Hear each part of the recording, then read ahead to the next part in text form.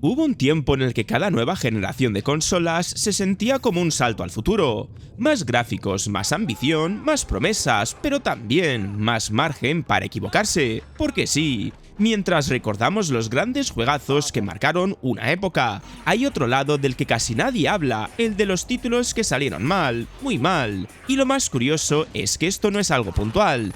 Ha pasado en cada generación, desde la época de PlayStation 2 y Xbox hasta llegar a PlayStation 5 y Xbox Series X.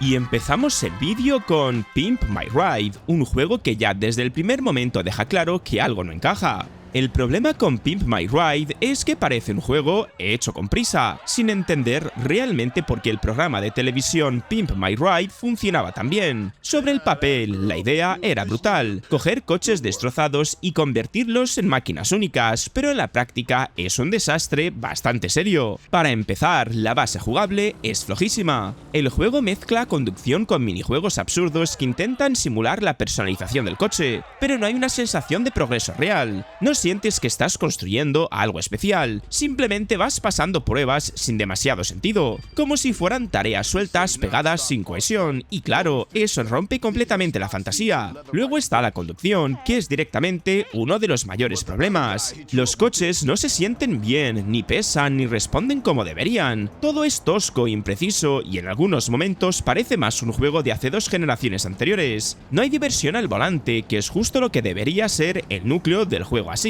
Pero es que además, el diseño de misiones es repetitivo hasta decir basta. Te mandan a hacer lo mismo una y otra vez, sin evolución, ni giros, sin nada que te mantenga enganchado. Es de esos juegos donde a la hora ya has visto prácticamente todo lo que ofrece el juego. Y eso, en un juego basado en creatividad y personalización, es un pecado enorme. Y por último, el mayor fallo de todos es que no captura el espíritu del programa. En el show había emoción, sorpresa, una especie de transformación mágica. Aquí no hay nada de eso. No hay impacto, no hay ese momento de decir, wow, este coche ha cambiado completamente. Es todo plano. Seguimos con Drake of the 99 Dragons, donde la cosa se vuelve aún más caótica. Y es que si hay un juego que se ha ganado a pulso la fama de desastre total, ese es Drake of 99 Dragons. Y no es una exageración, es de esos casos donde todo lo que podía salir mal, salió mal. Para empezar, el control es un caos absoluto. Manejar a Drake se siente torpe e impreciso, como si el personaje no respondiera bien a lo que haces. Intentas apuntar, disparar o simplemente moverte con fluidez, y el juego te pelea en cada momento. Es frustrante porque no es que tú falles, es que el juego no coopera. Luego está la cámara, que es casi un enemigo más. Se coloca donde quiere, en los peores ángulos posibles, tapándote la visión justo cuando más la necesitas. Hay momentos en los que literalmente no ves a los enemigos que te están disparando. Y claro, eso convierte cada combate en una especie de lotería. El sistema de combate, hablando de él, tampoco ayuda. Sobre el papel parecía interesante, con eso de disparar en 2 direcciones y usar poderes sobrenaturales, pero en la práctica es un desastre. Los disparos no se sienten bien, no hay impacto, no hay feedback, y todo resulta muy caótico. Y ojo con la dificultad, porque aquí no es que sea difícil de forma justa, es injusto. Los enemigos te revientan en segundos, aparecen sin aviso, y muchas veces mueres sin entender muy bien qué ha pasado. Es de esos juegos donde repites niveles no porque quieras mejorar, sino porque el diseño está roto. Y luego está la historia, que intenta ser compleja con conspiraciones y elementos sobrenaturales, pero se cuenta fatal. No engancha, no entiendes bien qué pasa y al final te da igual. Después llega Haze, que prometía muchísimo más de lo que terminó siendo. El caso de Haze duele especialmente porque no era un juego cualquiera, venía de Free Radical Design, los mismos de Time Splitters, y se vendía casi como un rival directo de Halo. Las expectativas estaban por las nubes y lo que llegó fue un golpe bastante duro. Para empezar, el gunplay, que es el corazón de cualquier shooter, es muy mediocre. Disparar no se siente bien, las armas no tienen impacto, no hay ese feedback que te hace disfrutar en cada enfrentamiento, todo se siente plano, como si le faltara peso e identidad. Y claro, si disparar no engancha, el resto del juego se cae. Luego está la famosa mecánica del néctar, que en teoría era la gran idea diferencial, una droga que mejoraba tus habilidades, visión, reflejos, sonaba brutal, pero en la práctica estaba mal aprovechada. Sí, te daba ventajas, pero no cambiaba realmente cómo juegas, no transformaba cortaba la experiencia y no añadía una estrategia real. Se quedaba en algo más superficial que acaba cansando más que aportando. Los escenarios eran bastante genéricos, sin personalidad, sin momentos memorables. Avanzabas, disparabas, avanzabas una y otra vez y ya. No habían sorpresas, no habían situaciones que te hacían decir «esto está guapísimo». Todo era muy automático. Y luego llega uno de los mayores problemas, la IA. Los enemigos son tontos, predecibles, no reaccionan de forma inteligente. Y tus compañeros tampoco es que brillen. Muchas veces parecen más un estorbo que una ayuda. Eso rompe completamente la sensación de estar en una guerra o en un conflicto serio. Pero quizá lo más grave es la historia, porque intenta ser profunda con ese giro de criticar la guerra, el control mental, las conspiraciones, pero está mal contada. El cambio de bando que debería ser impactante se siente forzado y sin desarrollo. No hay conexión emocional y no hay peso. En el caso de Bruce Lee, Quest of the Dragon, el problema es diferente pero igual de grave. El combate, que debería ser el alma del juego, es increíblemente tosco. Golpeas, sí, pero sin fluidez, sin impacto, sin esa sensación de estar dominando las artes marciales. Los movimientos se sienten lentos, rígidos, como si Bruce Lee estuviera peleando bajo el agua. Y claro, eso rompe completamente la fantasía, porque lo que esperas es justo lo contrario: rapidez, estilo y elegancia. Luego está la IA de los enemigos, que es directamente absurda. No reaccionan bien, atacan sin sentido, a veces quedan bloqueados. Y eso hace que los combates no sean desafiantes, sino simplemente incómodos. No es que pierdas porque el juego sea difícil, es que todo se siente mal diseñado. El diseño de niveles tampoco ayuda a nada. Escenarios vacíos, repetitivos, sin vida. Avanzas por zonas que parecen copiadas unas de otras, sin personalidad, sin momentos memorables. Es como si el juego no supiera qué hacer contigo y simplemente te soltara en mapas sin alma. Y ojo con la cámara, porque es uno de los grandes problemas. No se coloca bien, no te deja ver lo que necesitas y en muchos combates acabas luchando más contra la cámara que contra los enemigos. Pero lo peor de todo es que no captura el espíritu de Bruce Lee. No hay esa sensación de poder, de control, de técnica. No te sientes como una leyenda de las artes marciales, te sientes como un personaje torpe en un juego roto. Luego aparece Bomberman Act 0, un ejemplo clarísimo de cómo perder la esencia de una saga grande. Y es que cogieron una saga mítica como Bomberman, que siempre había sido divertida, colorida, directa, y decidieron convertirla en algo gris, serio y completamente sin alma. Y es que, para empezar, el cambio de estilo ya es un golpe muy raro. Pasas de ese diseño simpático casi de dibujos animados a una estética futurista oscura, como si quisieran hacer un juego adulto porque sí. Pero claro, eso no encaja con la esencia de Bomberman. Se siente forzado desde el primer minuto. No es una evolución, es perder la identidad. Luego estaba la jugabilidad, que es donde todo se viene abajo. Intentaron mantener la base clásica de poner bombas en escenarios tipo laberinto, pero lo complicaron de una forma demasiado absurda. Todo es más lento, más confuso y menos intuitivo. Lo que antes era divertido y rápido ahora se siente pesado, como si el juego no quisiera que disfrutes. Y ojo con los niveles, porque aquí también hay tela. Son escenarios poco inspirados, repetitivos, sin ese factor de caos divertido que tenía la saga. No hay ese momento de tensión y estrategia donde todo puede cambiar en segundos. Aquí todo es más frío, más predecible y menos emocionante. Y el modo historia es un punto muy flojo también, porque intentaron meter narrativa con un rollo serio y futurista, pero no engancha nada, no conecta, no tiene carisma y al final te da igual lo que está pasando. Y eso en un juego de Bomberman es casi irrelevante, porque lo que importa es la diversión y aquí falla. Con Vampire Reign entramos en un terreno donde la frustración manda.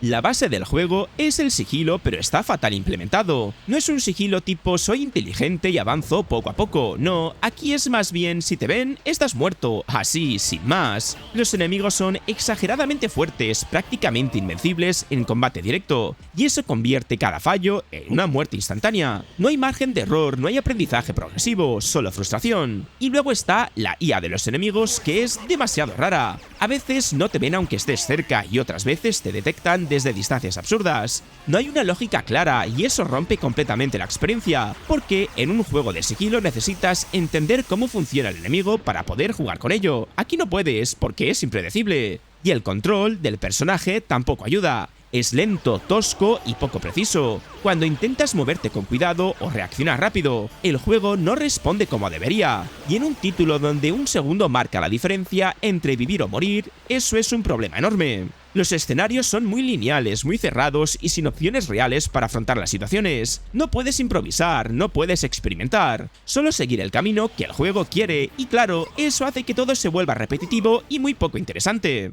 Además, visualmente tampoco destaca. Todo es oscuro, sí, pero no en plan atmósfera increíble, sino más bien apagado, sin detalles, sin personalidad. No hay momentos que se te queden grabados. Y ahora pasamos a Afro Samurai 2 Revenge of Kuma, que ya es otro nivel porque aquí directamente parece que el juego está completamente roto. Lo de Afro Samurai 2 es uno de esos casos donde no es que el juego salga mal, es que directamente parece que no debería haber salido. Y duele más todavía porque viene de Afro Samurai que sin ser perfecto tenía estilo, personalidad y momentos bastante potentes. El combate, que debería ser lo más importante en un juego así, es un desastre. Golpeas pero sin precisión, sin fluidez, sin un impacto real. No hay sensación de control, no hay ritmo, no hay ese flow que esperas de un juego basado en katanas y combates rápidos. Todo se siente lento, torpe, como si el sistema estuviera roto desde dentro. Luego están las animaciones que son directamente un meme, personajes que se mueven raro, ataques que no conectan bien, transiciones entre movimientos que parecen cortadas. Es de esos juegos donde visualmente ya notas que algo falla incluso antes de jugar en serio. Y el rendimiento es otro problema enorme. Caídas de FPS constantes, tirones, bugs. Hay momentos en los que el juego literalmente no va fino. Y en un título de acción donde necesitas precisión y rapidez, eso es mortal. Y luego está la historia, que intenta darle protagonismo a Kuma, pero no termina de enganchar. No tiene la fuerza ni el carisma del original, ni transmite emociones reales. Se siente más como una excusa para justificar lo que estás haciendo más que como algo que te atrape de verdad. Pero lo más grave de todo esto es que el juego salió tan mal que ni siquiera se completó como estaba planeado. Salió el primer episodio y el resto fue cancelado. Es decir, ni los propios desarrolladores pudieron sostenerlo. Y en Crimson Dragon el problema no es que esté roto, es que es plano. El caso de Crimson Dragon es bastante curioso porque en teoría tenía todo para salir bien. Detrás estaba Yukio Futosugi, el creador de Panzer Dragoon. O sea, alguien que ya había demostrado que sabía hacer este tipo de juegos, pero lo que salió no estuvo ni de cerca de lo esperado. Y es que su problema es que la base jugable es demasiado simple. Es un shooter sobre raíles, pero sin la identidad ni el ritmo que tenían los clásicos. Disparas, esquivas, avanzas, pero todo se siente automático, como si el juego fuera solo una versión descafeinada de algo mucho mejor. No hay emoción real, no hay momentos que te hagan decir «esto es increíble». Luego está el tema del control, que tampoco termina de convencer, aunque puedes moverte un poco dentro del escenario. La sensación general es rígida, limitada. No tienes ese control preciso que te permita lucirte, sino más bien la sensación de que estás siguiendo un camino prefijado sin poder hacer gran cosa. Además, visualmente se queda muy corto. Para ser un título de Xbox One en sus inicios, se esperaba algo que impactara, que demostrara el salto generacional, pero lo que te encuentras son gráficos bastante normalitos, incluso pobres en algunos momentos, escenarios vacíos, enemigos poco detallados, no impresiona. Pero uno de los mayores problemas está en su estructura como juego. Tiene ese enfoque de free to play disfrazado, con misiones repetitivas, progresión basada en repetir lo mismo una y otra vez, y una sensación constante de estar farmeando en lugar de disfrutando, y eso mata completamente el ritmo. Y lo peor es que nunca llegó a despegar. Empiezas esperando que en algún momento se vuelva más intenso, más espectacular, pero ese momento nunca llega del todo. Y Quantum Error intenta abarcar demasiado y no aprieta, quiere ser muchas cosas pero no termina destacando en ninguna y eso lo hace sentirse disperso.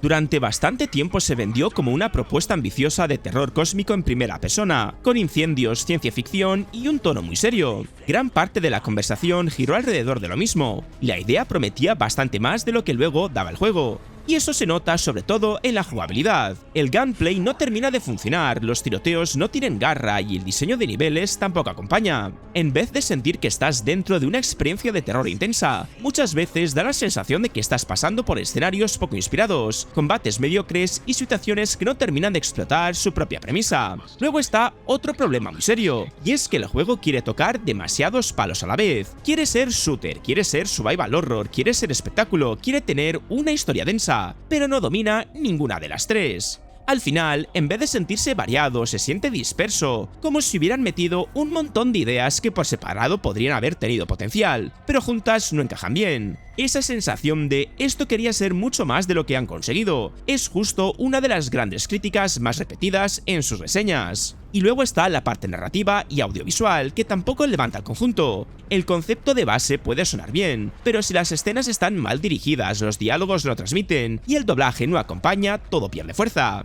Y en un juego de terror eso es letal, porque necesitas atmósfera, tensión y credibilidad. Si eso falla, el miedo desaparece y solo queda una aventura torpe que no impone ni engancha.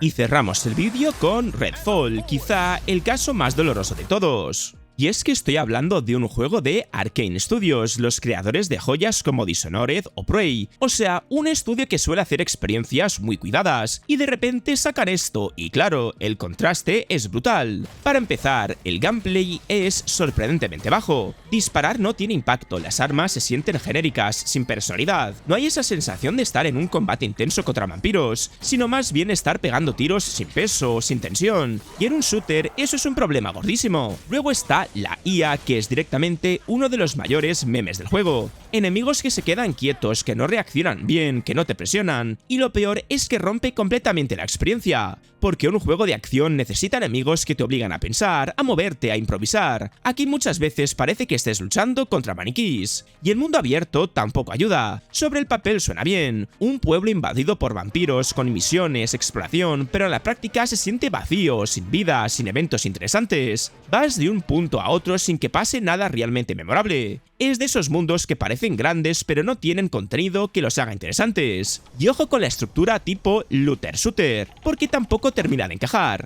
Repetición de misiones, botín poco emocionante, progresión que no engancha. Todo se siente muy artificial, como si el juego quisiera ser algo que no es. Y eso choca mucho con el estilo que siempre ha tenido Arkane Studios, mucho más centrado en diseño inteligente y libertad. Pero lo peor de todo es que no tiene alma. No hay ese toque especial que tenían otros juegos del estudio, no hay momentos que se te queden grabados ni mecánicas que te sorprendan de verdad. Y al final, después de ver todos estos juegos, queda una cosa bastante clara. No importa la generación, no importa la consola, siempre hay títulos que se quedan como ejemplo de lo que no se debe hacer. Porque sí, hemos tenido auténticas obras maestras en cada época, pero también esos desastres que por una razón u otra acabaron marcando a su generación, aunque fuera para mal.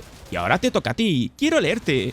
¿Qué juego añadirías tú para una segunda parte? ¿Es que jugaste y pensaste, esto no hay por dónde cogerlo? Déjamelo en comentarios, que seguro me los apunto para la siguiente parte. Y si te ha gustado el vídeo, dale al like, al hype si lo estás viendo desde el móvil, y suscríbete si no lo estabas, que ayuda más de lo que parece. Y si quieres comprarte buenos juegos y no como estos, echa un vistazo a la descripción o al comentario fijado, porque los vas a encontrar en Eneba y además muy rebajados de precio. Dicho esto, nos vemos en el próximo vídeo.